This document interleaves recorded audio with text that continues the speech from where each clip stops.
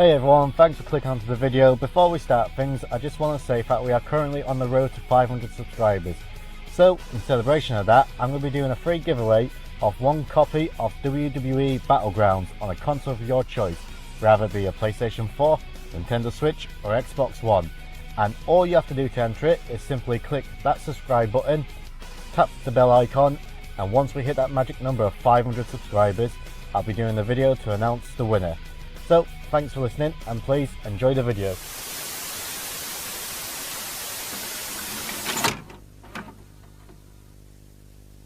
I don't give a damn about a neighborhood watch. I'll take your watch while a neighborhood watch. I'm a rugged individual. Hello and welcome to that 90s Wrestling Podcast. I'm your host James Dunstall, and today's special guest, he is a former member of one of the most underrated tag teams in WWE history, and he is now the current VIP World Heavyweight Champion, JTG. How you doing, Jay? How you doing? Everything's doing great. Thanks for having me on. What is it? That 90s Wrestling Podcast. That's that 90s Wrestling Podcast. Thanks for having me. It's a bit of a tongue twister. Yeah. Well, I was going to change the name, but a few people starting to recognize it now. So I'm thinking, do I change it or do I keep it? I like it. Cool. How's your day been anyway? All good? Everything's great, man. Today's Sunday. Just chilling, relaxing. Today's a relaxed day. No shows today. Next week, Sunday, though, I do have a show with XVS Wrestling going against RSP, I believe his name is, Ricky Shane Page. Yeah. And you made a few headlines at the weekend. A few of the Impact Wrestling fans was praising your appearance at Talking Manias with the Gallows and Anderson. So a few people loved it. I'll check it. I can't wait to check it out. Yeah, and a lot of the Impact fans actually want you to join Impact as well. So hopefully really, one day. Okay, we'll see if the money right, you know. money, Cool. yeah, whoever comes to the table with the best deal, that's where I'm going. Exactly. So I suppose we go to the beginning then. Your childhood, was you a fan of wrestling growing up, or was it something that you discovered a little bit later on in life? Oh no, I was always a wrestling fan since the earliest memories I could remember was since the age of 2. Both my parents were wrestling fans. My mom being more of the diehard wrestling fan. And we were living in New York, and every month we would, because that's where WWE would run Madison Square Garden once a month at the Garden. So we were there once a month. And my early memories is of George the Animal Steel with his koala. I remember that being very young. I remember hurting my elbow jumping off the couch onto my sister's Cabbage Patch doll. So yeah, it goes way back. Awesome. And I noticed like you got into training pretty quick, and not long after you started training, you moved straight to like OVW, and that's when you met Shad. So it came around pretty quickly. What led you to going to OVW? I got a few signs, you know. I like to listen to the universe when I get these signs, because it points me usually in the right direction. While you're training, you want to start paying your dues, you know, helping taking the ring down at various independent shows that's near you. And I started like finding out where independent shows when I was living in Charlotte, because I started getting training in Charlotte first. So there was some shows in North Carolina that I was, you know, going around helping put the ring up and, you know, just, you know, making myself known while I was training. And I remember one of the Tough Enough guys, he mentioned to me that he got eliminated, but they told him to go to OVW. Yeah. And it didn't really ring a bell at first. I'm like, OVW, okay. And then I went to Survivor Series in Madison Square Garden. And after the show, me and my friends went to WWE New York. I don't know if you guys remember that. WWE. Yeah. That's where you go after a pay-per-view or a TV event and go meet some of the wrestlers, because they'll go there and sign autographs and they go to hang out. And I bumped into Rico. I don't know if you guys remember Rico. He was the manager. Yeah, he was signing autographs and talking to the fans, engaging with the crowd. And I asked him, what wrestling school did he go to? I'm training right now. You know, I want to go to a good school. And he said OVW, and I'm like, okay, but it's OVW again. And then I was on the internet and I was looking for wrestling schools, because I was in Charlotte, but my teacher, you know, he started teaching me. started leaving me by the ring with. He wasn't teaching me; he wasn't hands on. It was like it's only been like 2 or 3 months. I need more training, so I started looking for another school. Went on the internet. I was looking for a school in New York because I didn't want to move, and OVW kept popping up, and I'm like, this is the place to be. Keep getting signed, so I eventually moved to Kentucky. I didn't want to because I'm a city kid, but I'm glad I made the move. Cool. And is that where you first met Shad and you started teaming up? Yeah. Both. Ironically, Shad and I are both from Brooklyn, New York, around in the same neighborhood. We never met each other. Probably did, but we didn't know. Yeah. But I didn't meet Shad until I got to Louisville, Kentucky. Cool. And we clicked immediately. Yeah. Awesome. And it's similar to because I spoke to Trevor Murdoch a few weeks ago, and I mentioned to him as well because I've only ever been to one WWE show, and that was here in the UK in Nottingham, and it was actually him and Lance Cade against you and Shad. And I said it's crazy how I'm interviewing him, and now like a few weeks later, I'm actually interviewing you, and it's just great. And you had a pretty good feud with them, but like coming over to the because not long after OVW, you pretty much got brought up to the main roster pretty much straight away. What was the difference like OVW in the main roster? Oh, it was a very big difference. Like in OVW, it was more of like it was a tight knit family. Yeah. And then going into the Raw, getting called up to Raw, I had to get acclimated again to the locker room. You know, nobody knew me. These guys are young. What are they about? Are they going to expose the business? They didn't know if we were mentally able to handle the level that we were about to get up to. Yeah. But Shad and I we got into a little trouble here and there. No, not here. We got into a lot of trouble here and there. Got into a lot of heat, but we got acclimated within about 6 months to a year. Yeah. And as I mentioned, like I saw you over here in Nottingham, and I've always heard like the wrestlers always seem to have a good time when they come to the UK. They enjoy the fans, but they always seem to have a fun road story. So, what was your experience like coming over to the UK?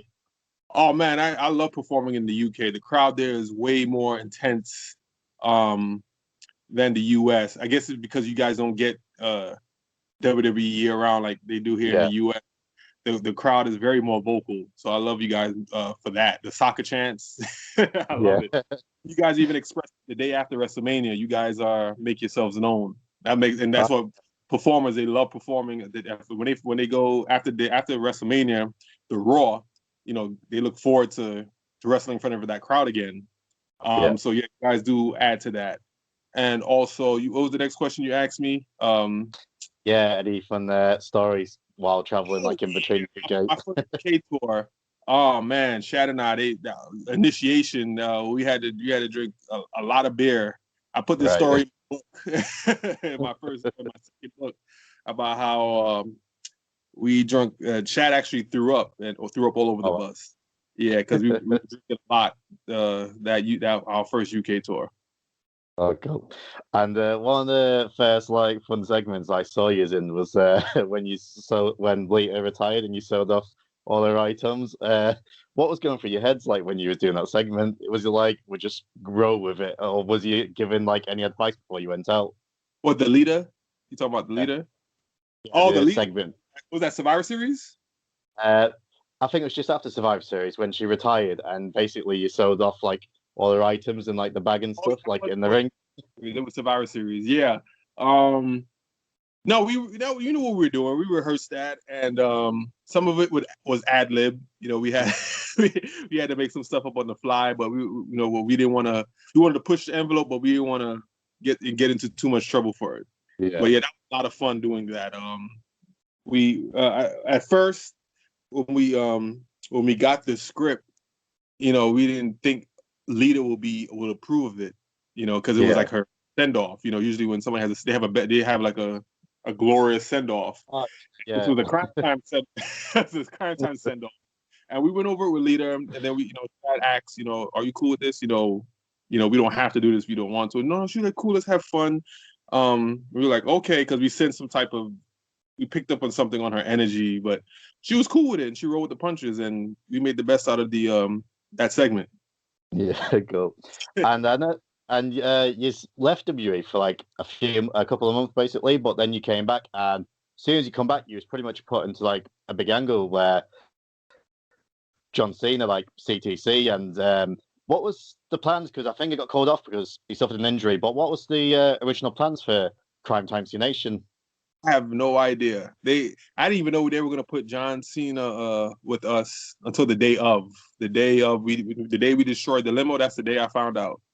Yeah, with certain storylines and certain angles, they don't tell the talent until the day of. You don't know if you're winning. You don't know if you're losing. You don't know what direction. You just gotta show up and be ready to work and go whatever direction they want you to go. Cool. And I always ask everyone, because everyone seems to have like nothing but good things to say about John Cena. What was your experience with him, and like any fun stories with him? Cena was cool. Working with him and working the main events with him. Learned a lot from him. Picked up a lot of cool things. That now that I'm in a different spot in my career, I'm definitely going to utilize some of the stuff that he taught me. Being a top guy, and that's what shooting to be. So I need to start trying to reminisce all the stuff that he taught me, so I could definitely implement it now in my career. But yeah, working with John Cena was a big learning experience. I was just soaking up everything I can, and enjoying the main event spot with him. That's it. Cool. And during this time as well, like you were feuding with Legacy, which was Ted DiBiase and Cody Rhodes, and you've had some pretty good matches during that time. And now Cody's went on done his own thing with AEW, and you've been putting out the open challenges for him, like sign me up. I want to face you. That's when he was TNT champion. So how do you feel about Cody and AEW at the minute? Cody Rhodes, me and Cody always had a great relationship. As far as I know, we had a cool relationship. We had good matches. Majority of our matches were great. It was easy to work with. And AEW, like I said before, whoever comes to the table with the right amount of zeros on that contract, that's the direction I'm going. So right now I'm just keeping my options open, and I would love to work with AEW. I think I see a lot of potential there. They're going neck and neck with NXT, so that's a good thing. And yeah, I like the direction they're going, and we'll see. Cool. And I mentioned as well, like while you were teaming up with Cena and you were facing off with Legacy, you was also facing off with JBL in the main event. I've always heard he's a bit of a character in the locker room. Can you elaborate on that? Yeah, he could definitely be a character behind the scenes. But with my personal relationship with JBL, he was always he took me under his wing. When I was involved in a match with him, and he gave me some great advice, and I still use it to this day. Some of the advice that he gave me, and he never really bullied me. He was known to be a bully in the locker room, but I didn't have that experience with him, so I don't even want to speak on that. But I've seen it firsthand. Yeah. Well, it's probably because you had Shad right behind you, backing you up. Cool. And after this, well, you done. There's a memorable spot like the Royal Rumble where you and Shad's entered, and you did the coin toss flip to see who went in. And I always remember it's one of my favorite entrances because it turns out it was like a double-headed coin, which was just even more funnier. And you had a good run in it before you got eliminated by The Undertaker. And I don't know if you spent much time around Taker, but obviously it's Taker and looks like he has. Yeah, it was an honor thrown out to be eliminated by Undertaker. But anybody, that was the perfect person to throw me. What do you say? It's Undertaker. It's like. Did you spend much time with Taker or around him or anything like that? Yeah, he always had he was always cool. I have nothing negative to say about Undertaker.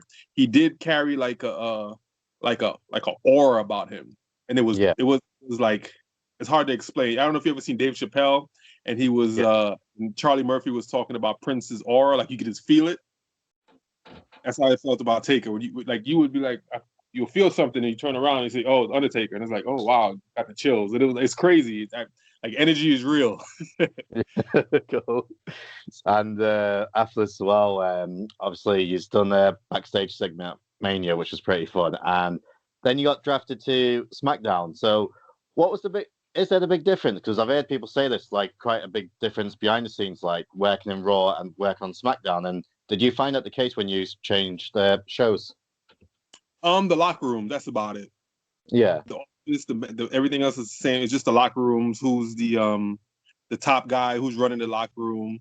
I believe Taker at the time was probably the SmackDown. Yeah. So on one side, on Raw, you have John Cena. You have John Cena. You have Randy Orton, and then the other side. So it's a different energy, different atmosphere with the locker rooms. But other than that, everything else is the same. Yeah. Cool. And you were pretty much pushed like back to the top of the tag team division, and you started having a few matches with Jeri-Show, which obviously Jericho and Big Show, and you scored a big victory on Jericho. But what was it like working with them too? I can imagine it was just a good time working with them. And was the original plans for you to take the titles off them? I believe so. I believe that they were supposed to we were supposed to win the titles from them at SummerSlam. Yeah. But I think the plans changed, and they wind up losing the titles to DX. Like that's right. Yeah. Later. Yeah. So plans change. You got to roll with the punches. You can't show that you're upset. You have to be professional. I mean, of course, it would have been great to have the straps, but that's not what was aligned in the stars. Cool. And what was Jericho like behind the scenes? Was he a good guy to work with? I love working with Jericho. I'm nothing negative at all to say about Jericho. I remember the first time working with Chris. Him being a top guy and him being up there. I thought the match was gonna be like. I thought he was gonna put the whole match together and not really give me too much because where I was on the card.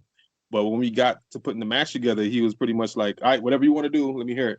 Let's do it. I'm like, oh, wow. He's like, so I started telling him about the stuff, what I want, the moves that I wanted to do. And he just made the match make sense. And then we went out and we had a great match. Cool. And you mentioned they ended up dropping the belts to DX. And did you have much interactions with Triple H and Shawn Michaels? Yeah, I had a lot of interactions with them. They were the top guys in the locker room. So they definitely shifted the energy a lot when they were around in the locker room. And we did a great promo in the UK actually when we sold them seats outside of the was it the U2 arena? I'm trying to remember the name of the O2. O2 arena, yeah. Arena, yeah. Cool. And you made another appearance in the Royal Rumble, and you got eliminated by CM Punk. And CM Punk, very outspoken character, we can say. What was your interactions with him like? Like a lot of people did say he kind of just kept himself to himself, and he was always doing his own thing. But did you spend much time around Punk, and how did you feel about him? Not really. We didn't really have like a personal relationship. We probably was in the ring with each other maybe like 3 or 4 times that I can remember. Yeah. He did keep to himself. He had his clique that he stuck with, and he was very vocal. And some, he's been known to be an asshole sometimes, but that depends on who he's interacting with. Because when he's his clique, he's loyal. He's cool. He seems to be funny. But yeah, I could see where some people could say that he could be an asshole sometimes. Yeah. And I got asked a question by like one of the listeners, and he said like, while you was teaming with Shad, what's your craziest fan experience like from the crowd? From the crowd? Yeah, like craziest like fan experience, or like craziest fan you've ever seen him. Like a fan interaction, what just went crazy, or like rather with yourselves, or you saw this guy do it with like another wrestler. Oh, damn, there's so many. I gotta pick one. I've seen Shad in the audience, like he said, like right before we went out, like our music was hitting. He's like, all right, I'm gonna go in the audience and look for the most overweight female and pick her up and make sure she has the greatest time. I'm like, why would you want to do that? Like, and he went up to the audience and we did our entrance, and then he found the biggest chick and picked her up. And and she'll never forget that night. Yeah, that's the type of person Shad is. He likes to do the most outlandish, craziest thing. That I do remember that, him doing that. Cool. And eventually, WWE decided to split you up. So, how did you feel like when you got told, right, we're going to split you up and turn Shad heel? I can't imagine you would have been too happy with it, because you would have thought, like, well, we need. I would have expected, like, you thinking, well, I thought we would get like a run with the gold first. But how did you feel when they said to us, we're going to split you up? We actually wanted to get split up. I think we wanted it because at some point we were like the tag team division. They're not really doing anything with it, and we're putting singles wrestlers together as a tag team, and they were winning the titles. So it's kind of like they're not really respecting the tag team division right too much right now. And we were tag teaming for a few years, so we wanted to see what we could do on our own. You know, maybe pick up a singles title on our own. So yeah, we kind of actually wanted it. We definitely wanted to feud with each other and have fun with that. Yeah, and you had the match at Extreme Rules, the strap match, which I thought was a really good match. And I remember like watching it, and I remember like the online fans at the time. A lot of people were starting to think that you could have been like this next Eddie Guerrero, that like a cheating to win sort of style, what you was doing, like, because I remember during that match, like while Shad like basically had you tied up and you was on his back basically, while he was touching the pads, you was touching them behind, you was going to the fans, you like shh, like throwing them around, and people said it's sort of a lot of like Eddie Guerrero mannerisms in you. So was that something you was trying to do, like further on with your character, do this like cheating to win sort of style? I think it worked for that match, but I would have definitely, now that I think about it, I definitely would have been useful back then. It would have been back then, but that's not what I was going for. Cool. And you mentioned like you decided to start working singles. So how did it feel like? Because obviously you've been in tag for like a while now. So how did it feel like actually starting to work singles matches? Would you say you enjoyed that more? Or after a few months, did you feel like, yeah, I prefer tagging? I like both, but with singles wrestling, you know, I just gotta. The only downfall is my cardio. Just working on my cardio, and that's it. When you get tired, you can just tag out, you know, catch a win, and then get back in the ring. But yeah, but I'm in great ring shape. You know, when I realized that I would have to start going singles, you know, I picked up on my cardio, get my wind up. But yeah, I'm enjoying it right now. I'm having a blast. Cool.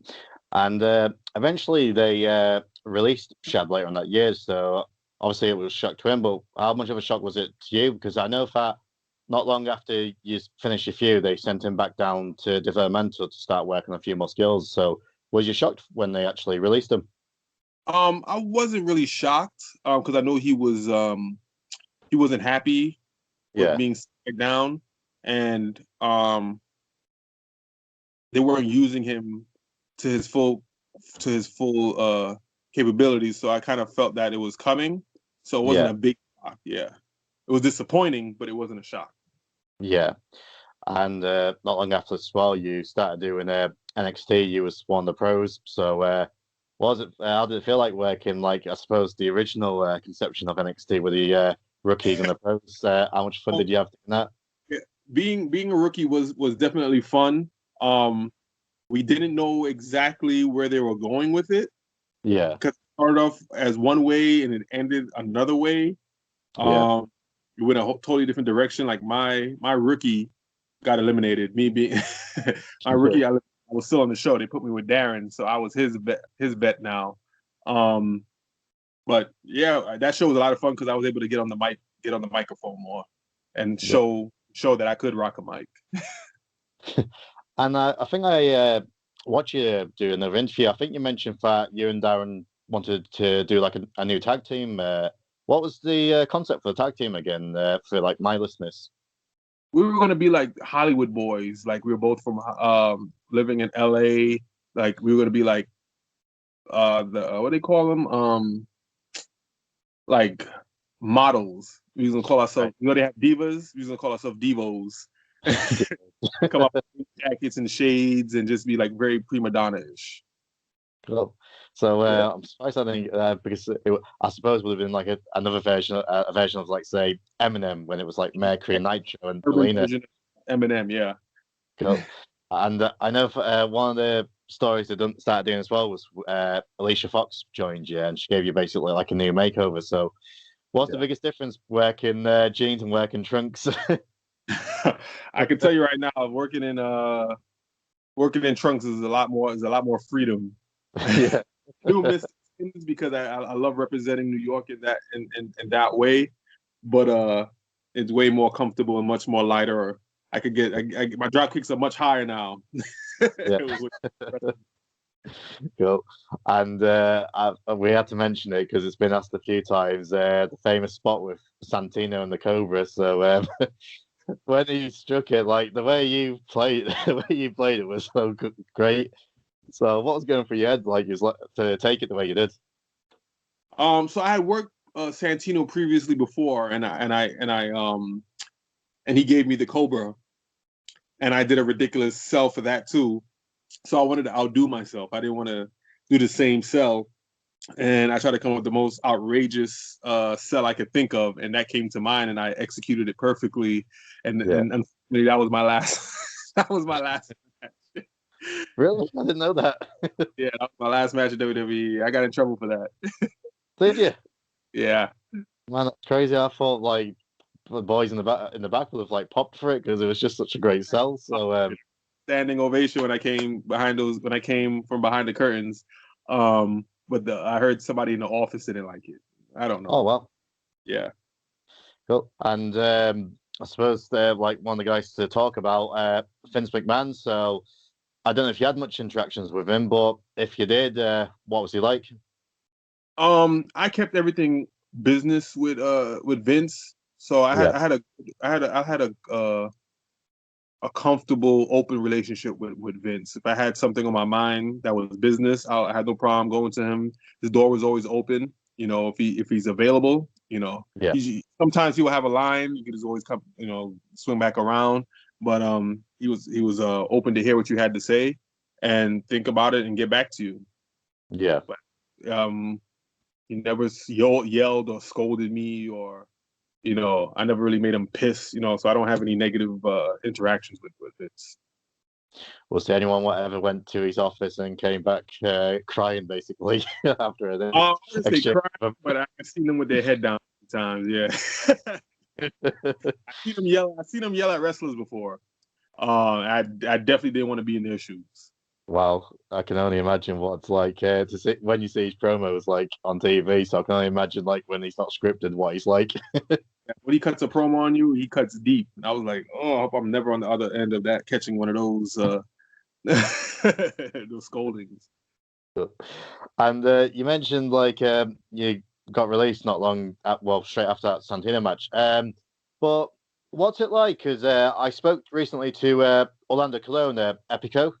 And same sort of thing, like we talked about, like how Vince doesn't like tag teams, basically. And he said, Epico, he said basically, in the end, he said, you kind of lose your enjoyment. It just becomes a job. And he said, you get so frustrated because you pitching these creative ideas and they just won't have them. So I can imagine that was the same sort of experience for you, like just wanting to pitch these ideas. Like what kind of ideas was you pitching? And for one reason or another, they just wouldn't try it. I pitched a few ideas when I was singles. I pitched the Muppet idea. Vince loved the idea, and but I went straight to Vince and that was my where I made my mistake. I was supposed to go through the line before it got to Vince. People want to be responsible for whatever gets on TV or become successful. Had a Muppet. I don't know if you guys in the UK have Big Mouth. You guys familiar with Big Mouth? Netflix. Yeah. You know the hormone monster. Yeah. You see how the kids interact with the hormone monster, but nobody else could see it. Yeah. So I had a similar idea with that with the Muppet. I was gonna have a Muppet that only the WWE universe could see, that I could see, and I interact with the Muppet, and the other wrestlers couldn't see it. So that was one of my ideas. I had an idea where Booker T took me under his wing, and we did kind of like Rocky V type of storyline where, you know, he takes me on his wing, trains me, teach me how to be a singles wrestler from being a tag team, because he was in the same and then I eventually turn on him, and then we have a big match where student versus teacher. That never caught the light. That was one of them. Basically, he would have been Tommy Gunn. Exactly, I'd have been Tommy Gunn. There's a few more I can't think of. Right, I had a one where I painted my face, and I was like this dark character. Yeah. That was also in my book. But yeah, there's a few more. But those are the three I can think of off the top of my head right now.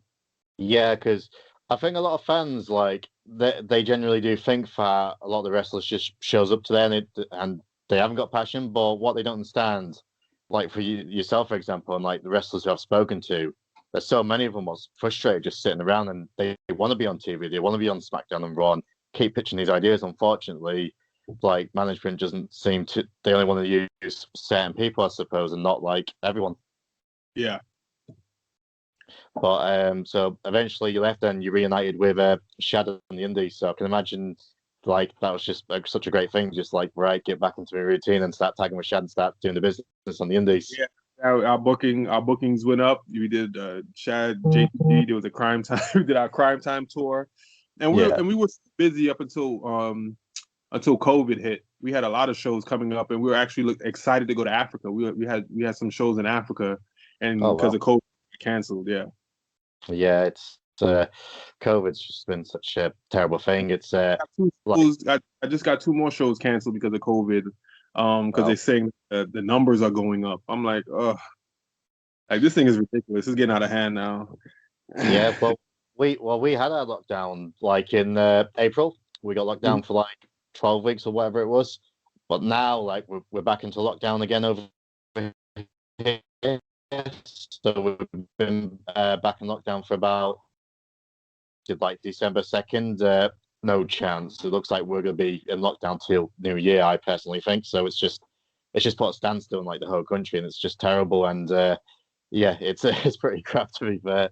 But one of the great things, what did happen last year, was Kofi Kingston winning the WWE title, and obviously, as African American, it's such a big moment. I spoke to Shane Taylor a couple of weeks back.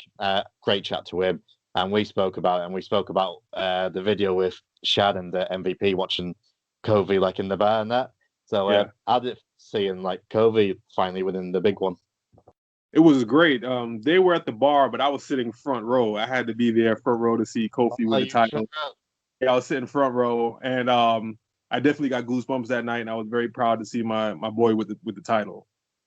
Great, and yeah, such a great moment, and he had a pretty damn good run as well. So what do you call it? It was just a great time. So I really did enjoy it, and this past couple of weeks back, you won the VIP championship, and obviously we know you dedicated it to the late great Shad Gaspard, who unfortunately passed away. It was, when I heard about it, it was such a sad thing. Whenever I hear about anyone in general, but especially like wrestlers, and especially wrestlers I've been watching, and when I forgot who it was who Trade Out one of the wrestlers and said, please, Shad, let him be safe. And unfortunately, he passed away. But the outpouring from the fans and from the fellow wrestlers and the donations to his family, it was, it really was nice. And I don't know if it was confirmed. I think he kept it private, but CTC, like, I think it was like $10,000, and people said it was John Cena, which was a great, I don't know if it was him, but I think it was. But it was just such him, yeah. Definitely think it was him. But yeah, I can only imagine now, because he's been your brother for so long, so I can only imagine how hard it was. And when you won your VIP championship, first thing you done was just dedicate it towards him. So first thing, it was a great match. And like, how did you feel when you won the title? Oh man, it was definitely overwhelming, because that's my first singles title I ever won. Outside of being in a tag team. So my first tag team, usually you work up the ranks. Like after the tag team, you usually win like the second tier title, like the Intercontinental, another gimmick title. But I got the championship. So very overwhelming, and the response I got, the fans, the crowd chanting, "You deserve it," because after the since the untimely death of my tag team partner, and having being known for a gimmick, as such as Cryme Tyme, I needed to switch it up a little bit. I needed to Yeah. I needed to reinvent myself, and I did that.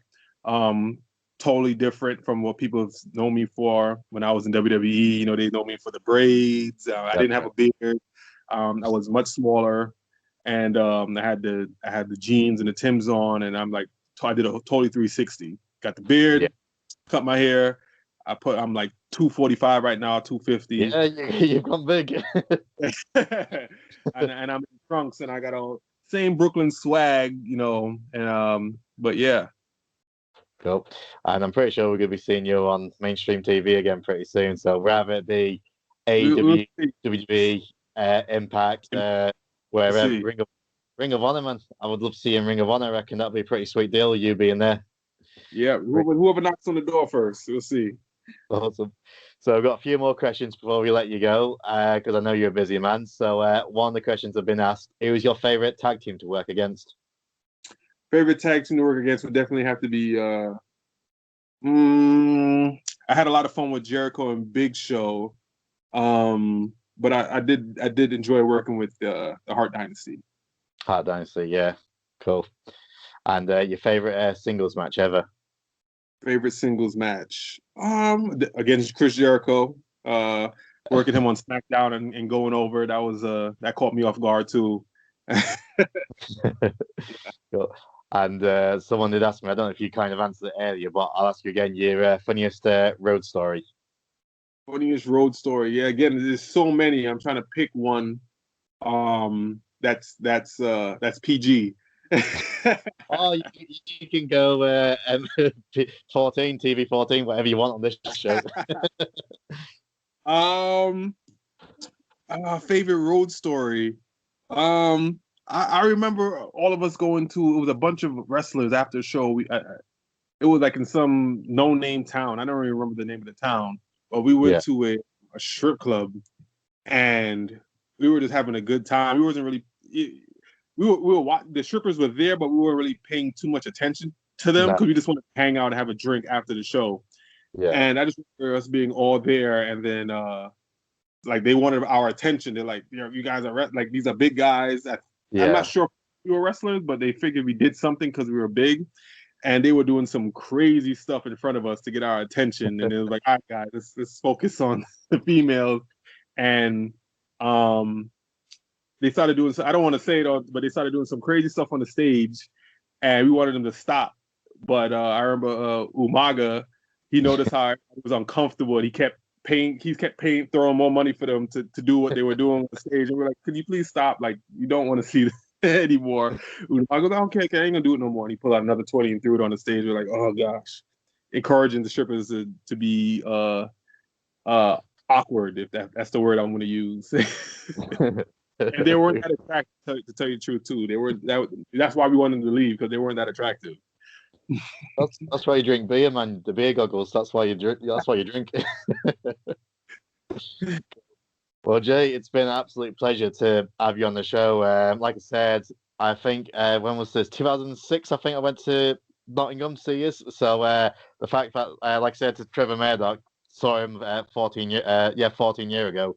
Now I'm talking to you as well. So it's just an absolute pleasure to speak to you. And before we go, do you want to plug your social media and your upcoming appearances, I suppose? Oh, yeah. So if you guys want to find me and follow me on social media, my Instagram is JTG121084. On Twitter, it's JTG1284. I got a fitness ebook coming out in a few weeks. The Newbie's Guide to Big Biceps. You know, everyone keeps asking me about my biceps. You know, I don't want to brag, but they're like 23, 24 inches. You know, so I keep getting a lot of advice on how to get big arms. So I'm coming out with an ebook with videos with video links. So keep a lookout for that. Also, if you guys are looking at my Sexy as Hell beard, you guys could go check out sahbeardkit.com. And I have over close to 30 different scents, all black seed oil infused to, you know, I guarantee results. Cool. And yeah, just follow me on social media and keep up to date with all the projects that I got going on and all my appearances. Cool, that's great. And yeah, Jay, thanks very much for coming on. I had a million questions for you, but it was great to fit so many in. So hopefully, if you're willing, we can do this again sometime, and it'd be great to have you back on. Absolutely. Thanks for having me, man. Appreciate it. No problem. And you have a nice day. You too. Peace. Thanks.